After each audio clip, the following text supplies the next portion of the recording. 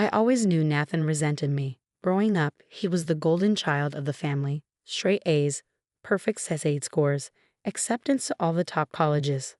I was the quiet one, the tinkerer who spent weekends in my garage workshop instead of attending the family gatherings where everyone fawned over Nathan's latest achievements. "Why can't you be more like your cousin?" my parents would ask. "Nathan's already interning at Goldman Sachs, and you're still playing with computers." What they didn't understand was that I wasn't playing. I was building, creating, innovating. By 17, I developed my first machine learning algorithm. By 22, I had 3 patents pending. But in our family, nothing could compete with Nathan's traditional path to success. Until now.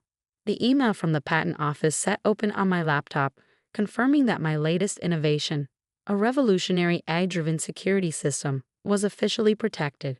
After 5 years of work, countless sleepless nights, and every penny of my savings, I was finally ready to launch SecureFlow Technologies. My phone buzzed with a text from Nathan. "Heard about your little startup. Cute. Want to grab coffee? Maybe I can give you some business advice."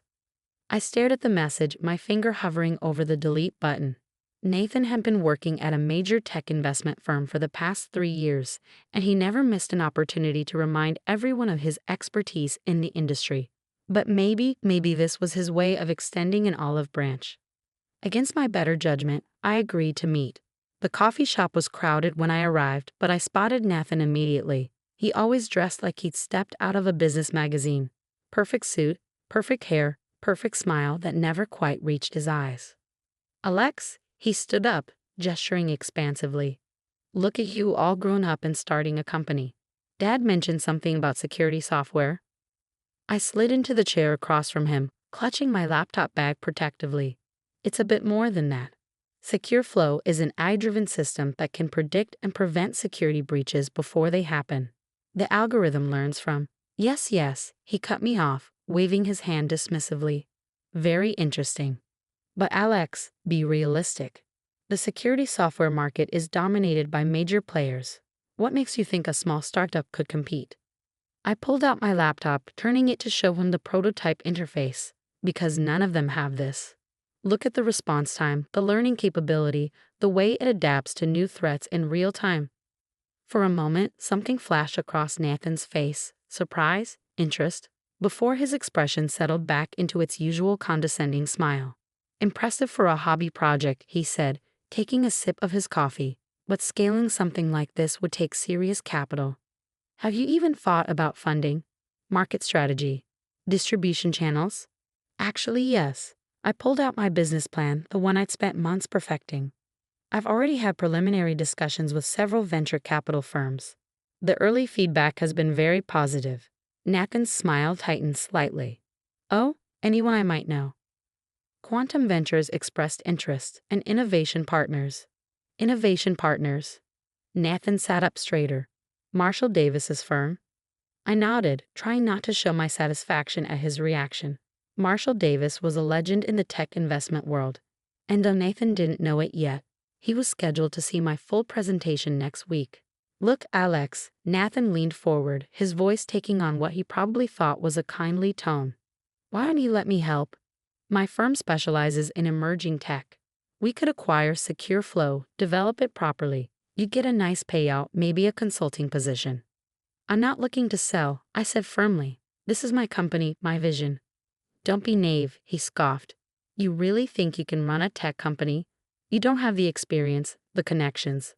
"I have the technology," I countered. "Everything else can be learned." Nathan sat back, studying me with narrowed eyes. "At least let me see the full technical documentation. Maybe I can offer some suggestions before you embarrass yourself in front of serious investors." "The technical details are confidential," I said, closing my laptop. "But thanks for the coffee." As I stood to leave, Nathan called after me. "You're making a mistake, Alex. You're not cut out for this world. Stick to small projects in your garage where you can't get hurt." I should have listened to my instincts, should have recognized the dangerous glint in his eyes. But I was too focused on my upcoming meetings, too busy preparing for SecureFlow's launch. 1 week later, everything fell apart. The email from Innovation Partners arrived at 3 a.m. due to concerns about the originality and ownership of your core technology. We are canceling tomorrow's meeting. Evidence has been presented suggesting that Secure Flow's key innovations may be derived from existing patents. My hands shook as I opened the attached document, a detailed technical analysis comparing Secure Flow's architecture to a supposedly pre-existing system. A system that had been filed for patent protection just 2 days ago by a company where Nathan was a senior investment manager. I spent the next hour frantically checking other patent filings, my heart sinking with each discovery. Somehow, someone had accessed my technical documentation and filed patents for similar systems across multiple jurisdictions. SecureFlow's unique innovations were now buried under a web of competing claims. My phone started ringing. Other investors canceling meetings, partners pulling out of agreements, potential clients distancing themselves from the controversy. Then came Nathan's text. "Try to warn you, cousin. This is a big boy's game. Better luck next time." I sat in my dark office, surrounded by 5 years of work that had been stolen in a matter of days, and felt something inside me break. Not in despair, but in anger. Because Nathan had made one crucial mistake. He'd assumed I'd kept all my technical documentation in standard files, the kind his corporate hackers could easily access. He didn't know about my real development servers, the ones with timestamp commits going back years. He didn't know about the blockchain records I created, proving the evolution of my work long before his company's suspicious patent filings. And he definitely didn't know about the backup drive I'd given to Marshall Davis personally 3 months ago, long before I ever mentioned Innovation Partners to Nathan. I pulled out my phone and dialed a number I'd been saving for an emergency. "Marshall? It's Alex Chen. Remember that situation we discussed? The one you said might come up with certain aggressive competitors? It's happening, and I can prove it." Marshall's response was immediate. "Send me everything." "And Alex, the invitation to present at next week's industry showcase still stands. I think you'll find the audience very interested in what you have to share." I smiled grimly as I began gathering my evidence. Nathan thought he was playing a game of corporate theft. He was about to learn he'd walked into a trap, one that would expose not just this betrayal, but years of similar schemes his firm had perpetrated against other startups. Little did he know, his perfect reputation was about to crumble in front of the entire tech industry. And this time, everyone would be paying attention to the quiet cousin who worked in their garage. The Silicon Valley Tech Showcase was the industry's most prestigious annual event. CEOs, venture capitalists, and tech journalists packed the convention center, all eager to spot the next big innovation. I stood backstage, watching Nathan prepare for his presentation. He looked perfectly confident, of course. Why wouldn't he be?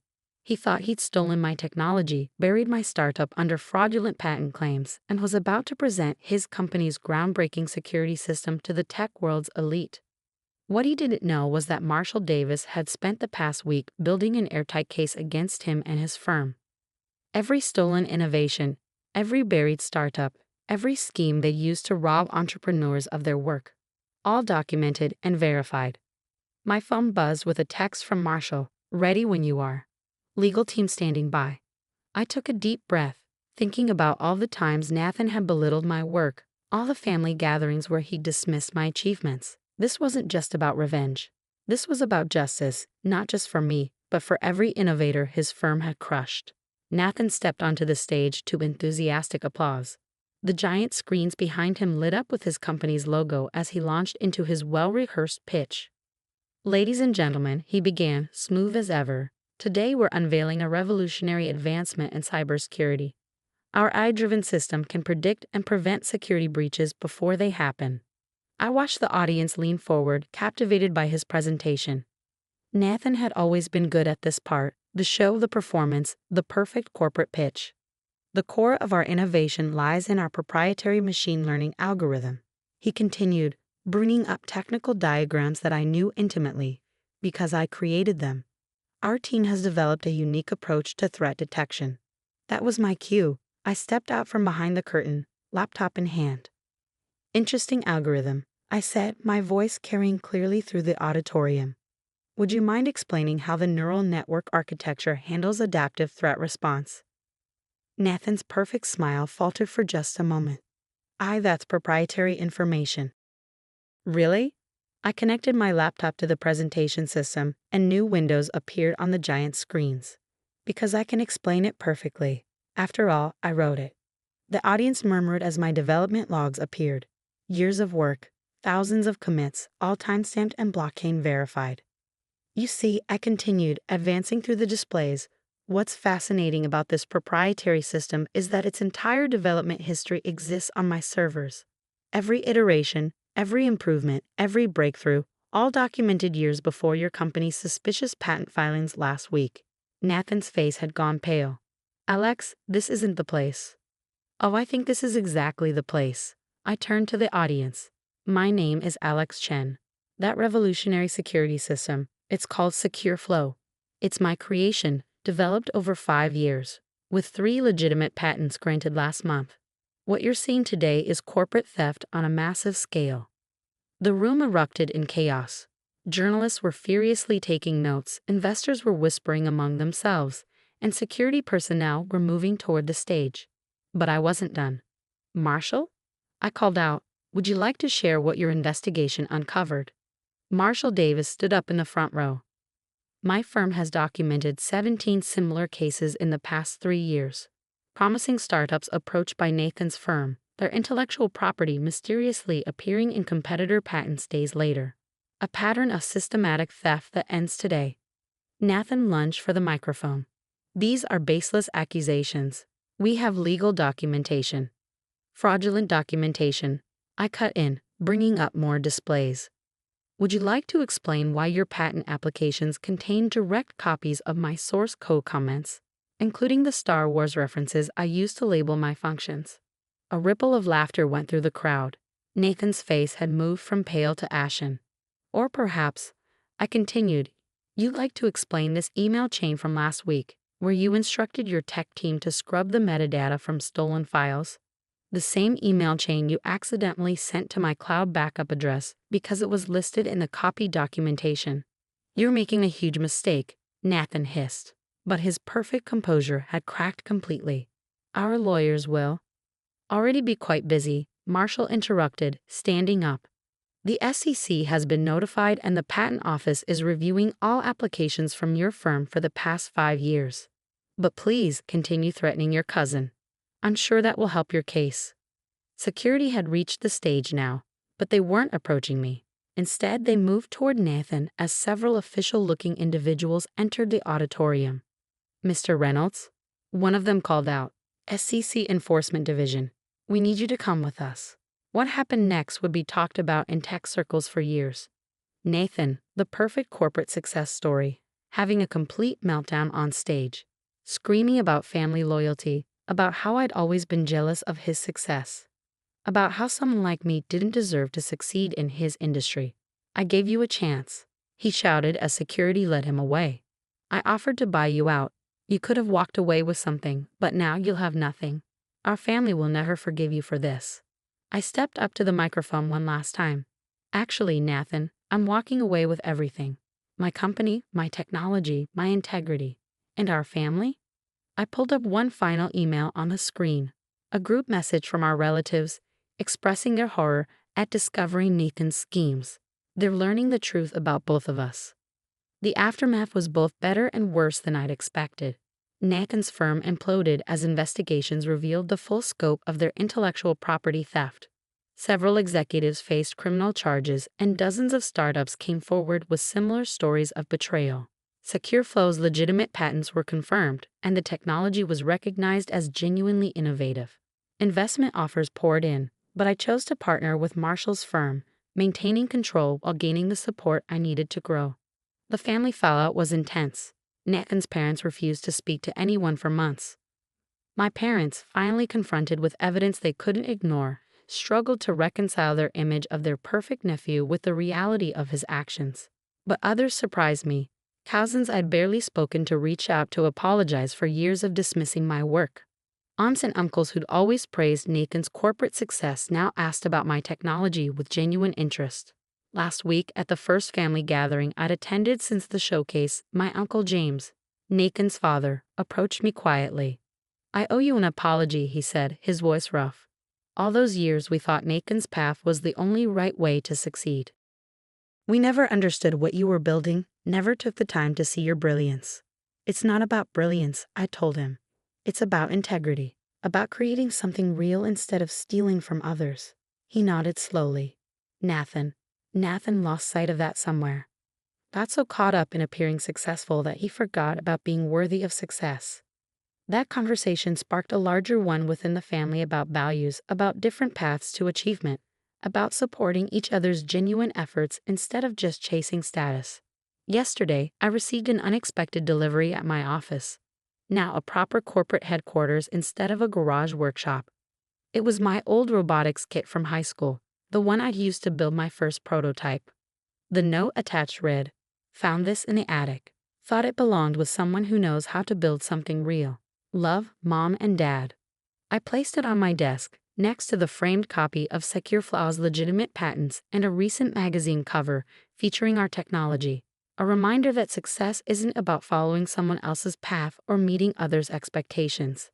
It's about staying true to your vision, protecting your integrity, and sometimes standing up to those who would steal what you've built, even if they're family. Especially if they're family. Nathan's trial starts next month. Some relatives think I should show mercy, ask for leniency. But real family loyalty isn't about protecting wrongdoing. It's about upholding principles that make us worthy of being called a family. Besides, as I told the SEC investigators, the evidence speaks for itself. Just like my code, my comments, my years of documented work. In the end, that's what matters in both technology and life. Not the story you tell about who you are, but the proof of what you've actually built. I'm busy building something new now, expanding SecureFlow's capabilities into exciting areas. And this time, when I present at the Tech Showcase next month, I won't be watching from backstage. I'll be center stage, sharing innovations that are truly mine, surrounded by people who value creation over theft, substance over appearance, and genuine achievement over stolen glory. Sometimes the quietest person in the family has the loudest truth to tell. It just takes the right moment and the right evidence to make everyone listen.